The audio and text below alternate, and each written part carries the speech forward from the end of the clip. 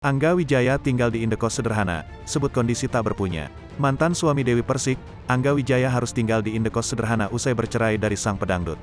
Angga Wijaya menerima nasibnya untuk tinggal di indekos sederhana lantaran keputusannya bercerai dari Dewi Persik di usia 5 tahun pernikahan.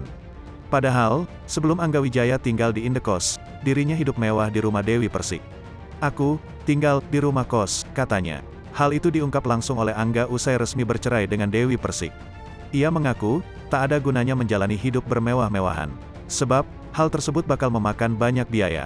Tinggal sendiri di sana dan buat aku pribadi itu cukup. Ia ngapain mewah-mewah, biayanya besar, ucapnya. Menurut Angga Wijaya saat ini ia hanya berusaha menjalani hidup sesuai dengan kemampuannya. Serta tidak memaksa jika tidak memang berpunya. Bergaya sesuai dompet aja, kalau memang gak punya ngapain mewah-mewahan, tambahnya.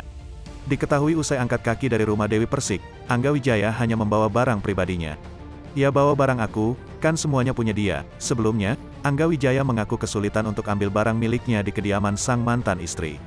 Satu di antara alasan ia kesulitan ambil barang, kata Angga Wijaya, Dewi Persik tak mengizinkannya, setelah keduanya resmi cerai. Diketahui, setelah resmi cerai, Angga Wijaya memutuskan untuk meninggalkan rumah Dewi Persik, hingga akhirnya ia kesulitan ambil barang. Bahkan, Angga mengaku, tak bisa melakukan komunikasi lantaran nomor teleponnya diblokir sang mantan istri.